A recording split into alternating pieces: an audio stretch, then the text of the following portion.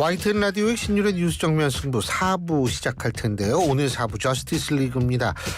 변호사 두 분과 함께 우리 사회에 있어서의 사회적 문제를 법적 차원. 저는 사실 정의라는 표현을 쉽게 쓰고 싶지 않지만 가장 목마른 단어죠. 정의와 공정 생각해 보겠습니다. 지금 스튜디오엔 두 분 변호사 나와 계십니다. 한 분씩 소개해드리죠. 먼저 윤기찬 변호사십니다. 안녕하십니까? 네, 안녕하세요. 예, 설주환 변호사님 나와 계십니다. 네, 어서 안녕하세요. 오십시오. 예, 뭐 이거 사실 그분이 오시지 않으면 우리가 정확히 알 수는 없지만 그 윤 대통령 탄핵 심판 결론 이거 언제 나올 거라고 보세요? 글쎄요. 일단 제 생각은 재판관들 평의에서 날짜는 어느 정도 시한은 정해놓지 않았을까요? 만약 뭐 인용 의견 6명이 찰 때까지 계속 디스커스하자 이렇게는 안 할 거고. 제 생각에는 이 정도 그러니까 18일 날까지 비오는 거 보면 그때까지는 우리 결론을 냅시다라고 어떤 의사결정 시간을 준 게 아닌가 서로 간에. 그리고 근데 만약에 그때가 지났음에도 나는 아직 의사결정 못했다. 이러면 이제 좀 그 선고 시한이 늦어지겠죠. 그런데 어쨌든 제 생각에 17일 이전이 일단 유력하지 않을까 싶어요. 그러니까 14일 말씀하시는데 17일도 불가능한 건 아니거든요. 17일까지 월요일 날입니다 그때. 그래서 아마 그때까지는 평의에 특별한 그 변수가 생기지 않는 한 아마 하지 않을까 그렇게 생각합니다. 어떻게 보세요? 그러니까 뭐 어떤 보도를 보면 콘클라베 형식으로 하겠다. 근데 콘클라베 형식이란 것은 그러면은 콘클라베로 하려면은요. 그거 어디 못 나가게 하고 다 가둬두고 이렇게 해야죠 그거. 그러니까 뭐 평의를 계속 그런 식으로 하는데 그건 하나의 결론으로 가자는 것이잖아요. 네. 그래서 그건 좀 이해가 안 되더라고요. 그런 식으로 표현하는 것이. 그러니까 평의를 계속 지속적으로 해 간다는 것은 뭐 지금 정해진 사실입니다만은 지난 박근혜 대통령 때도 보면 당일날 30분 전에 표결을 했다라고 했거든요. 그렇다고 한다면 아마 평의를 통해서 어떤 그 지금 뭐 보도에 의하면 일부 보도에 의하면 각자 서로의 입장에 대해서는 어느 정도 확인을 했다라는 것 같아요. 근데 이제 아마 평의를 하면서 어떤 뭐 인용을 채택하고 싶은 재판관들은 인용이 돼야만 하는 이유에 대해서 계속 설명을 할 것이고 또 거기에 반해서 각하나 기각을 또 주장하시는 재판관이 만약에 있으시다고 한다면 그 이유에 대해서 계속 얘기를 할 거라고 생각을 해요. 근데 그 최종 판결은 아마 그 탄핵 선고일 날짜가 잡히면 그날 아침에 아마 뭐 30분 전이라든지 기존의 관행대로 한다면 그날 아침에 아마 표결을 해서 결론을 내지 않을까 싶습니다. 미리 얘기해 줄 거 아니에요. 근데 언제 발표한다고 뭐 서프라이즈 뭐 이래가지고 2-3일 보통 2-3일 전에 그죠? 보통 3일 전인데 네. 아마 근데 이제 재판관들 각자의 어느 정도 의견은 그것도 평의 과정에서 나오죠. 저분이 어떻게 생각하고 있다는 거는 내가 인용이냐 기각이냐라는 단어를 쓰지 않을 뿐이지 실제는 어느 정도 그 서로가 읽히죠. 근데 또 하나 문제는 사실 5가지 탄핵 사유인데 그중에 원래는 한 가지 별로 다 인용 기각 뭐 의견을 내야 되는 거거든요. 한 가지 별로 각가지. 근데 그걸 뭉뚱그려서 그 박근혜 대통령 때 했단 말이죠. 그래서 그때 비판을 많이 받았었는데 이번에는 각 사유별로 만약에 판단하게 되면 좀 늦어질 가능성도 없잖아 있고 또 하나는 이제 노무현 전 대통령의 경우에는 그 비교적 사실관계 인정 여부는 큰 쟁점이 아니었고 법률적 판단만인데 더 늦어졌죠. 14일 걸렸고 결심으로부터. 근데 박근혜 전 대통령의 경우는 11일 걸렸단 말이죠. 이 쟁점도 많은데. 근데 박근혜 전 대통령 때는 13일 날 3월 13일 날 주심 헌법재판관의 임기 만료였어요. 그러니까 그때 이전에 선고해야 되는 기간적인 이게 있었고 노무현 전 대통령 때 그런 게 없었죠.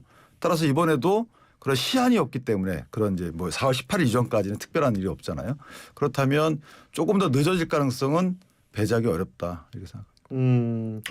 최근에 또 계속 그 이 절차에 있어서의 과정에 있어서의 좀 뭐 문제점이 조금 있긴 있거든요. 그러니까 이 헌법재판관이라는 사람들이 좀 신중함을 보여줬어야 되는데 좀 그 점이 아쉽더라고요. 네, 좀 저는 충분히 피청구인 측의 반증이라든지 아니면 반론에 대해서 충분히 들어줬어도 괜찮겠다. 저는 결론이 달라진다고 생각하지는 않아요. 그렇다 해서 근데 좀 들어줬으면 좋겠다 생각하고 그 변론 종결 이후에 그다음에 공수처의 압수수색도 있었고요. 검찰의 압수수색이 있었고 그 어동훈 공수처장의 영장 청구 부분과 관련해 가지고 좀 석연치 않은 해명 그리고 그 과정에서 어떤 그 수사권이 있냐 없냐 이런 문제 등이 저는 좀 불거질 수도 있고 그다음에 지금 곽종근 사령관의 어떤 그 양심 선언과 관련해 가지고 어제 TV조선이 단독으로 보도한 내용 해유 말씀하시는 거죠? 의혹도 있고 네. 이런 부분 등은 분명히 변호인 측에서 아마 의견서를 제출할 거란 말이에요. 피청구인 측에서. 이것들에 대해서는 헌법재판소에서 이걸 고려를 할지 뭐 이런 것도 상당히 좀 고려 요소가 되겠죠. 아무래도 그렇기 때문에 조금 늦어질 수도 있겠다. 지금 계속 그 계엄 초기에 있었던 일들에 대한 그 어떤 과정상의 어떤 좀 신빙성, 증언의 신빙성을 훼손할 만한 내용들 아니면 증언의 신빙성을 조금 의심해봐야 될 내용 등에 대해서 지금 조금씩 드러나고 있거든요. 그렇기 때문에 그런 부분 등이 헌법재판소에서 고려의 대상이 될 수도 있지 않을까라는 생각이 들어요. 사실관계 인정과 관련돼서 의견이 갈리면 그럴 수 있어요. 그러니까 이게 만약에 이제 이게 헌법 위반인지 법률 위반인지 그다음에 중단 위반인지 판단 과정에서는 디스커스가 될 수 있는데 그 전제 이 증거가 이게 신빙성이 있는지 증거 가치가 있는지에 대해서는 의견이 다를 수 있거든요.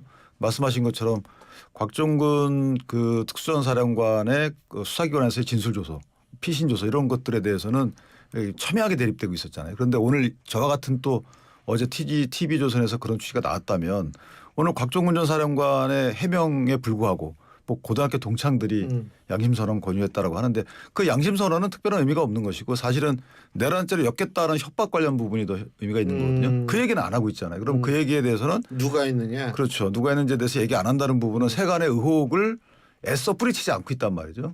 부인하고 있지 않단 말이죠. 그렇다면 설마 동창들이 너 내란죄로 엮겠다라고 얘기하지는 그건 않았다. 이 주체가 안 말씀이시죠? 맞죠. 그렇죠. 예. 그렇다면 우리 형소법상의 그 증거 그 관련 규정에 따라서 원래 그 정도 되면 사실은 증거를 못 쓰는 거거든요. 유법 수집 증거가 되는 거예요.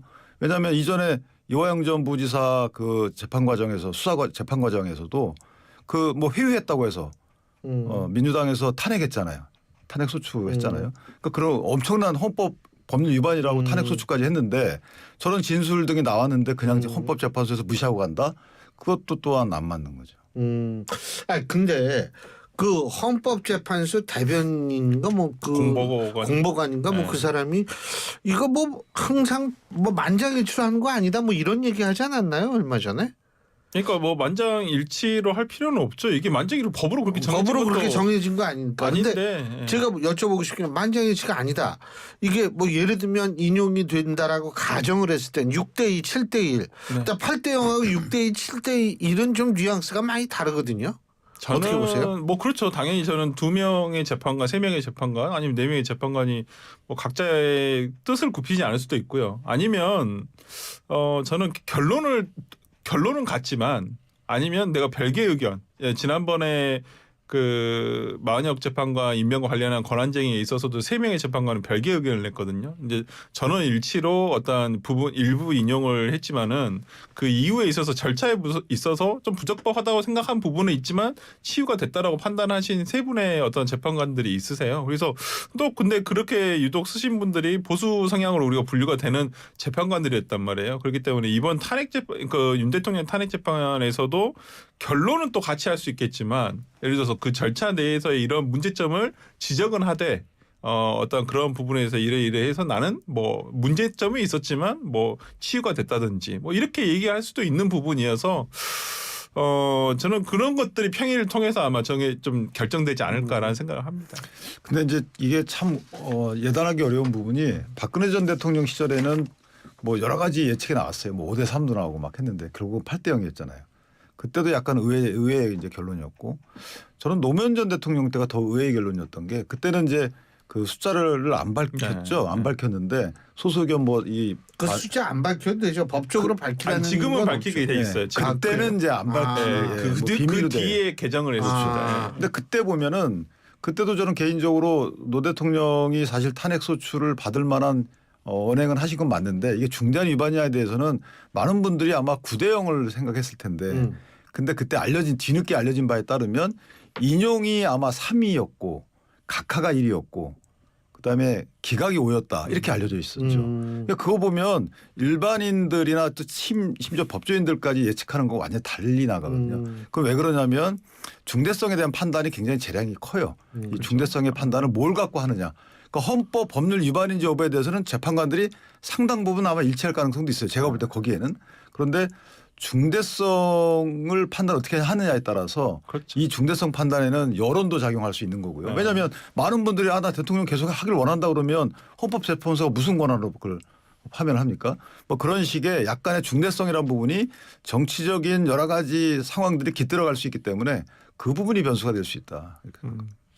근데 그 한덕수 총리 권한대행에 대한 탄핵은 뭐 제 기억으로는 헌재가 신속하게 한다 뭐 이런 얘기하지 않았어요. 근데 그 신속이 기준이 좀 다른 모양이에요. 그러니까 헌법재판소의 신속은 좀 시간이 좀 더디게 가는 것 같은데 저는 사실은 원칙적으로는 좀 먼저 나야죠. 저는 개인적으로 먼저 나야 된다고 봅니다. 한덕수 권한대행에 대한 뭐 심리 내용 등이 뭐 그날도 변론기를 한 번 잡고 1시간 반 만에 끝났거든요. 90분. 네, 그렇기 때문에 뭐 그렇게 뭐 심오하게 뭐 판단할 내용도 없다고 저는 보이고 저는 개인적으로는 기각 사유라고 봅니다. 뭐 이게 그 국무총리 시절에 3개, 그다음에 권한대행 시절에 2개를 했지만은 그 내용 등이 그 뭐 탄핵 사유라고 제시된 것들이 국회 측에 제시한 것들이 탄핵에 이를 만한 저는 위법이 있었다고도 좀 어렵다고 보고 만약에 위법이 있다고 치더라도 그게 국무총리직을 수행을 못할 만큼의 어떤 중대한 사유인가에 대해서는 저는 그렇게 보지는 않기 때문에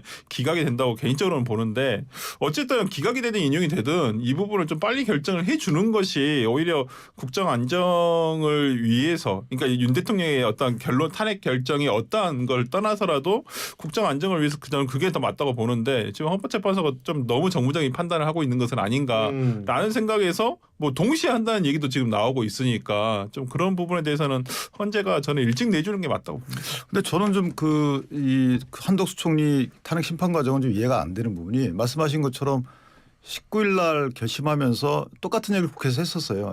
검찰 수사기록 갖다 봐야 되겠다. 그러니까 국무회의에 참석했던 분들의 수사기관에서의 진술조서를 받아보고 싶다. 뭐 그것까지 납득하겠는데 그때 우린 기다릴 수 없다라고 해서 결심했단 말이죠. 근데 갑자기 이제 또 그걸 받아들였어요. 그럼 이제 몇 가지 중에 그 경우의 수가 나오죠. 첫 번째는 일부 재판관들께서 이거 필요하다라고 얘기를 했을 수 있고요. 또 하나는 한덕수 총리의 심판이 있고 대통령의 심판이 있는데 대통령의 심판 기록에는 국무위원들의 진술조서가 있을 것 같거든요. 네. 수사기록이 갔으면. 그러면은 여기엔 있고 물론 사건이 별개지만 같은 재판부인데 이게 재판부가 다른 게 아니거든요. 그러면은 그걸 왜 갖다 봤을까? 굳이 그걸 왜 요청을 했을까라는 게 좀 의심스러워요. 왜냐하면 이미 다 알고 계신 것들이에요. 근데 그걸 갑자기 알고 계셨기 때문에 저는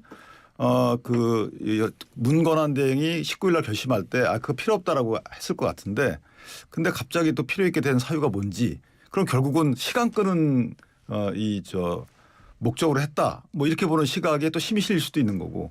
물론 제가 말씀드린 것 중에 대통령의 그 검찰 수사 기록에 그게 없을 수도 있죠. 없어서 갖다 봐야 될 수도 있죠. 그런데 만약에 그렇다면 진즉에 봤어야 되는 거고. 이게 뭔가 하여튼 아구가 안 맞아요. 그러니까 저희 같이 물론 기록을 전체 못 보는 입장에서 뭐 단견이지만 그러나 이렇게 가만히 쳐다보면 뭔가 정치하지 않다는 거죠. 흐름 자체가. 그렇기 때문에 이게 뭔가 정치적 고려 등이 마구마구 스며 들어가는 게 아니냐라는 국민적 의심이 생기기 시작하는 거고 조금 더 정치한 판단을 했으면 좋겠다는 생각이 드는 거고 마지막으로 무엇보다도 최 권한대행에 대해서 아무래도 부총리다 보니까 야당에서 바라보는 권한대행의 권위와 외국에서 바라보는 권한대행의 권위가 또 다를 거잖아요. 그렇다면 총리가 얼른 복귀하는 길에 헌법재판소가 얼른 국정안정을 위해서 빨리 다 신속히 해야 된다면서요. 그러면 이 총리가 와서 얻게 될 국정안정은 왜 자꾸만 도외시하는 건지 이런 부분들이 도대체 앞뒤가 안 맞는 부분들이 많이 있어요.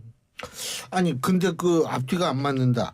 근데 마은혁 헌법재판관 후보자에 대해서는 굉장히 또 이건 임명을 신속하게 했단 말이에요. 그러니까 어떻게 보세요 그런 거는? 그러니까 이게 자꾸 오해를 사는 행동을 헌재가 스스로 하고 있다고 저는 보여요. 그러니까 방금 말씀해 주신 대로 저는 한덕수 권한대행에 대한 그 뭐 국회 측의 그 검사 수사 기록을 왜 이제서야 이제 채택을 해가지고 그럼 시간이 걸린다는 얘기잖아요. 최소한 전망을 하기로는 이번 주 중에는 한덕수 권한대행에 대한 아니 총리에 대한 그 결정이 나올 것이다라고 했었는데 그러지 못한 부분도 있고 그다음에 마흔년 재판과 관련해서는 자신들의 기관을 최종적으로 구성을 해야 되니까 그 전까지는 이해를 하겠는데 모르겠습니다. 그 재판관의 9명이 원칙적이니까 그렇게 해야 된다는 것도 이해는 합니다만은 이미 심리가 진행을 했고 그다음에 윤석열 대통령의 탄핵 재판에 대해서 관여를 할 것인가 말 것인가에 대한 것도 상당히 문제가 나중에 생길 수 있거든요. 분명히. 근데 그런 부분에 대해서 빨리 내렸음에도 불구하고 한덕수 국무총리에 대해서는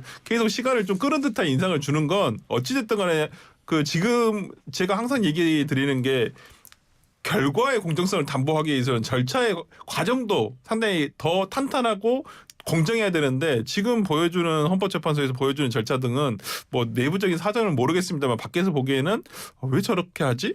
그렇게 오해를 살 만한 행동이다라고 저는 봅니다. 근데 그 마은혁 재판관의 문제는 더 큰 문제가 있어요. 사실은 저는 헌재가 이거는 기관 자체가 회피했어야 된다고 보는 게 헌재가 국회가 청구인이지만 실제는 헌재가 가장 큰 이해 당사자잖아요. 내가 기관 구성을 하는데 내일이잖아요. 그런데 내가 판단합니다. 이게 앞뒤가 안 맞지 않나요? 예를 들면 대법원에서 대법관 본인들이 제청한 대법관을 대통령이 임명하지 않았다. 여기에 대해서 간접적으로 판단해서 이게 헌법적 원리다라고 확인하는 건 이해를 하겠는데 헌재가 본인들의 구성을 하는 본인 일인데 불구하고 이걸 그렇게 적극적으로 판단한다. 저는 글쎄 이건 국회에 맡겨야 되는 게 아닌가라는 생각이 들고 정치권에 맡겨야 된다라고 약간의 회피성 각하나 아니면 기각이나 해놓고 나서 뭐 입법적으로 해결하라든가 뭔가 이렇게 던졌어야 되는데 이걸 너무 적극적으로 해석을 했는데 그 해석한 내용도 법조계에서조차 의견이 갈릴 정도의 결론이 났다는 거죠. 그러니까 이 하여튼 뭐 저희가 볼 때는 이전에 대법원이 보여주는 여러 가지의 자제하는 모습이거나 정치한 진행이거나 이런 것들과는 조금 진행이 좀 다소 미흡한 부분이 있어서 좀 아쉬운 부분이 많이 있어요.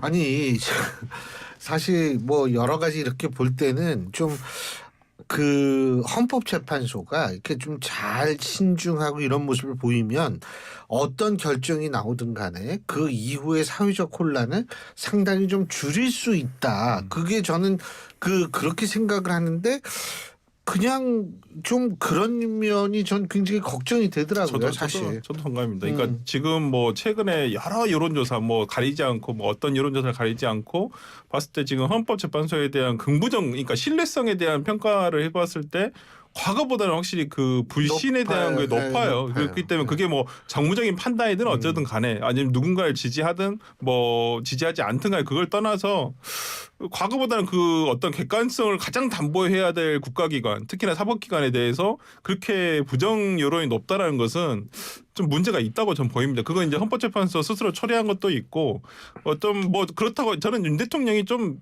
선동한 것도 있다고 보여요. 헌법재판소에 대해서 계속 불신감을 심어주고 이런 부분도 있고 뭐 여당 쪽에서 제기했던 문영배 재판관에 대한 좀 루머 정말 그 음해 그건 진짜 해서는 안 될 뭐 일이었어요. 루머에 가까운 그런 것들이 조금 저는 요인이 작동했다고 보이지만 어찌 됐든 간에 좀 그 결과의 권위는 스스로 세우는 것이거든요. 기관 스스로. 근데 조금 그러지 못했던 점이 저도 어떤 결정이 나든 인용이 되든 기각이 되든 정말 그 이 이후에 벌어질 사회적 파동은 참 그게 너무 염려스러워요. 진짜. 예. 근데 사실은 헌재가 이거를 그 국민이 뽑은 대통령이잖아요.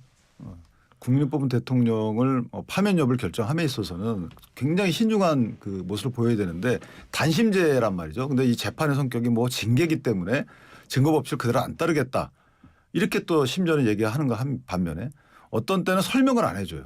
예를 들면 증거 신청을 하면은 귀 기울여서 아 이건 이러이러해서 필요 없다고 봅니다라고 일반 재판부 1심에 가도 저희는 다 설명을 듣거든요. 근데 지난번 진행 과정을 뭐 설명 안 합니다. 그냥 채택하지 않겠다. 필요 없다고 본인이 그냥 판단합니다. 글쎄요. 이런 모습을 국민들이 보고 과연 설복이 될까요? 이런 부분이 하나 있는 것이고 또 하나 단심이기 때문에 좀 더 신중하고 그다음에 뭐 여러분이 의견을 교환하는 모습들도 보여주고 문영배 재판관께서 진행하면서 고생 많으셨지만 만약에 어떤 증거 신청했거나 이의 제기를 받거나 하면 주심하고 옆에 귓속말로 상의하는 모습이라도 보여줘야 되는 겁니다. 일반 재판부는 그렇게 해요. 근데 귓속말로 하기엔 너무 떨어져 앉아 있어요. 어쨌든 보통은요.